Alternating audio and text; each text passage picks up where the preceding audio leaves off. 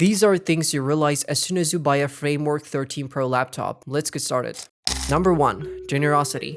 Okay, after the video, we heard you the new Framework Laptop 13 Pro. You decided to buy that laptop.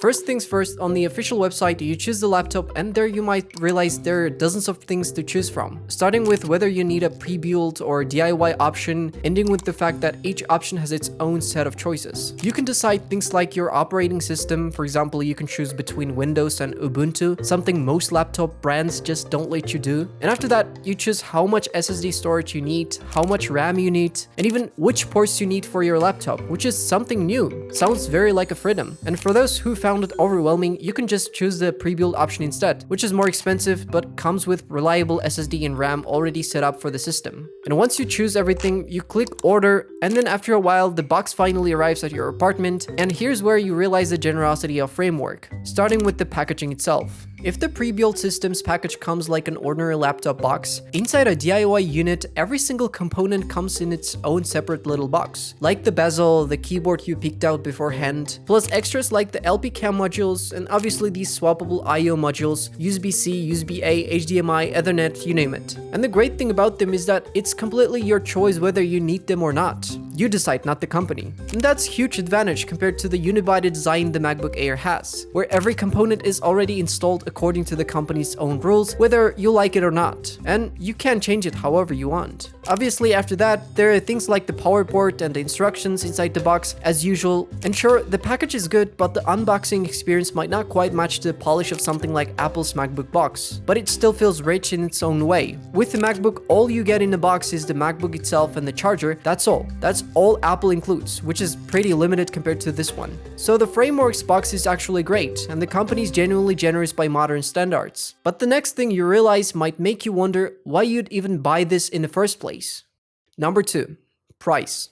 Okay, look, the laptop is genuinely good, and everyone's been praising it non-stop lately. But let's be real for a second, the pricing here is a bit much. The base model starts at $1,199, and at that price, you're getting no SSD, no RAM, and no OS at all. Now, fair enough, not having the OS makes sense, but lack of storage and memory is a whole different story. You literally can't even boot the laptop without those. Sure, that's fine if you've already got a bunch of SSD and RAM lying around, but the thing is, it has to be Webcam memory, and good luck finding that anywhere besides Framework's own store. So realistically, even at that $1,199 price point, you're still going to end up buying RAM from them directly, which means $1,199 was never the true starting price to begin with. And without any examples, in a normal scenario, you probably don't already own RAM or an SSD. And at that point, you're most likely going with the pre-built version, which starts at $1,599 for the base config with 16GB RAM, 512GB SSD, and the cheapest chip they offer, the Intel Ultra 5 325. Of course, if you want the more powerful chip, you pay extra for the Ultra 7 358H, which is another $1,300 on top. Okay, at least the OS itself is free, but only if you go with Ubuntu, because if you want Windows, that's another $200 on top. And to be honest, don't lie to me here. Would you actually pay extra just for Windows 11? And even after all that, you've still got to pick your warranty, your bezel color, your keyboard type, all these little extras add up. So if you max everything out, you can end up spending as much as $3,272, which honestly is a lot for a laptop if you ask me. But look, I get it. Some people are going to see this as a huge negative, while others see it as a genuine positive. It really just comes down to perspective. I'm not saying either side is wrong. For some, this is just way too expensive. For others, this is exactly the kind of freedom they want, being able to customize every single spec themselves. So yeah, this feature is honestly a bit of a double-edged sword. But trust me, that's nothing compared to what's coming next. Number 3. Repairable, but with its own flaws. Now, Framework made a big deal about repairability, and fair enough, being able to fix your own laptop is genuinely impressive. Compared to the MacBook, which everyone loves comparing these things to, the Framework Pro 13 absolutely wins here. Because if the storage dies, you can just replace it with no problem, or if you damage the keyboard, replacing it takes almost no effort at all. Same goes for the bezel and RAM part modules. Now, compare that to any MacBook out there. If you ever break something on that, good luck repairing and replacing the parts. Basically, with Apple's whole unibody design, you're not touching anything without a professional, and sometimes it's actually cheaper to just throw it away and buy a new one instead of repairing it, because the cost of repairs can sometimes come close to the price of a brand new MacBook. So Framework really is the ultimate laptop when it comes to repairability. But here's the problem. Being repairable doesn't automatically mean it's actually accessible. I mean, physically, sure, you can, but financially, it depends on your wallet, because the price of the components Framework sells is, frankly speaking, too high. The only part you can realistically buy elsewhere is the NVMe SSD, but the bezel, the keyboard, and the RAM, which is LPCAM by the way, is still forced to buy directly from them. So really, it's not that different from repairing your MacBook at an Apple store. The only real difference is that it takes less time since you just order the parts and wait, whereas at the Apple store, you have to wait for them to diagnose what's broken first, and then wait again for the actual replacement. Number 4. Webcam. Okay, laptops are mostly built for convenience. That's basically the whole system, something you can take anywhere and work from compared to a desktop PC. That's what really differentiates a laptop from a PC. But another thing that sets them apart is the components you simply can't swap out. No matter how modular your laptop is, things like the keyboard and the screen, the monitor, the GPU, and the webcam. Nobody in their right mind buys a separate webcam for a laptop the way you would for a PC. It's simply impractical. So as usual, brands tend to include high quality webcams on the laptops in this price range. And that's true for MacBooks, Huawei, HP, Lenovo laptops, or other laptops in the same category. But Framework's webcam is genuinely terrible for this price. I mean, it's serviceable, you can use it for Zoom calls or anything that requires video, but the quality itself is terrible, only 1080p. And I get that, almost every laptop offers 1080p, but here it's noticeably worse. There is a lot of noise and overall it's just bad, even for basic video calls. So I honestly don't know why Framework let this slide. But let's consider that just another downside of the laptop. And thankfully, the laptop isn't all bad, because the next realization actually proves that. Number 5. Battery life. Okay, enough talking about only the bad sides, let's talk about what this laptop actually does well. And first on the list is battery life. This laptop, according to Framework themselves, lasts up to 20 hours. But without the phrase up to, it realistically lasts around 15 to 16 hours during browsing, light video, OpenGL types of tasks. Which is still awesome because it beats every Windows laptop competitor out there, losing only to the 14-inch MacBook Pro.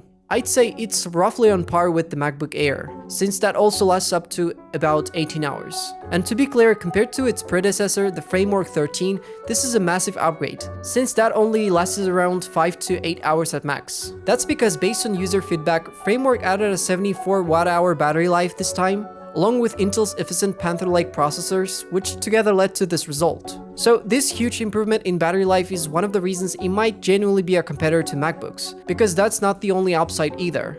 Number 6.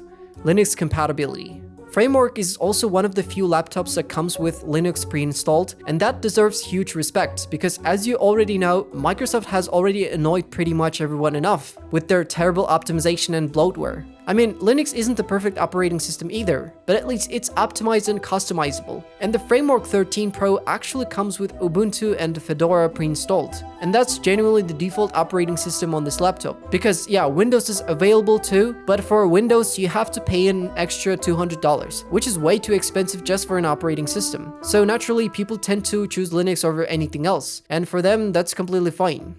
Number 7. Small good things. There are also some things on this laptop that can't go unmentioned, though they're not necessarily better than its ultimate competitor, Apple, but they're still worth mentioning. For example, this laptop has a good haptic trackpad, which isn't any worse than Apple's MacBook trackpad, and this is actually an improvement over the original Framework 13, which had a mechanical trackpad. But based on feedback, they clearly listened and upgraded it. And the next thing is the design. And here I want to tell you something. Even though design is a personal perspective, I think this laptop objectively has good design. And from a modular perspective, I'd say it actually surpasses Apple's MacBook design. Not in terms of the sleekness or smoothness of the chassis, but at least in the fact that you can choose your own keyboard and bezel design. The color of those parts is entirely up to you, so that's why I'd give their design a good rating. But I've heard there are some flaws in the chassis, for example gaps between the connected chassis parts, but honestly that's a little bit normal for a modular laptop, since it's not a unibody design, so what would you expect? And the next thing is actually better than MacBooks, and I think that's the display. Because here's the thing, This display has a touchscreen, which MacBook don't have, so that apparently gives you more choices when it comes to how you interact with your laptop, whether it's a trackpad, a mouse, or even your fingers directly on the screen, which is great. And when it comes to display specs, it has a 2880 to 1920 resolution with a 3:2 aspect ratio, a refresh rate from 30 up to 120 Hz, and a very bright display at 700 nits. And obviously the display has a matte, touch-friendly finish, which is also good,